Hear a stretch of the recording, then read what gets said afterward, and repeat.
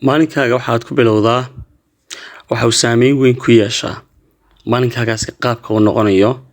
waxaan u qaabeeyaa hanaanka aad u wajahayso fikir ahaan, ficil ahaan iyo awood ahaanba shaqo maalmeedkaagaas. hadda waxaa aad muhiim u ah in inta aanad shaqo kala bilaabin aad markaad soo kacdo subaxaaga aad ku bilowdo 4 qodob oo aad muhiim u ah. qodobka koowaad waxa uu noqonayaa subaxaaga ku bilow salaada subax tukashadeeda. qodobka labaad wuxuu noqonayaa subaxaaga ku bilow akhrinta quraanka. qodobka saddexaad wuxuu noqonayaa maalinkaaga waxaad ku bilowdaa duco oo Ilaahay weydiiso subxaanahu wa ta'aala wax kasta oo wanaagsan oo doonayso kana magan gal wax kasta oo dhibaato leh.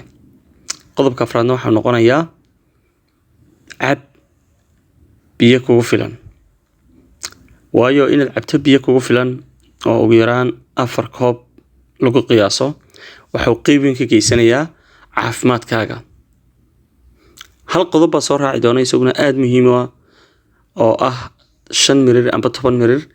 waxaad samaysaa jimicsi yar oo fudud.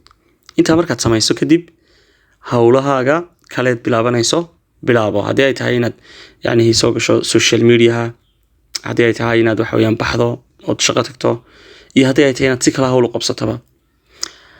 intani waxay kaa caawin doontaa haddii aad joogtayso in ay wax badani ku suurtagalaan noloshaada, in ay noloshaada noqoto nolol qurux badan.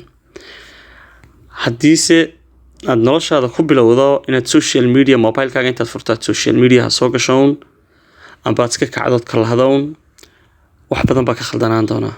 mana noqon doonto noloshaadaasi nolol qanaaco leh, nolol farxad leh amba nolol niyad wanaag leh, wax soo saarkeeduna uu sareeyo. qodobadan se haddii aad joogtayso isbeddel weyn baad dareemi doontaa. qof kasta waxaan ka rajaynayaa inuu si fiican u tijaabin doono. dhammaantiin aad baad mahadsantihiin. gaarsiiya asxaabtiina intaad gaarsiin karaysaan si ay uga faa'iidaystaan.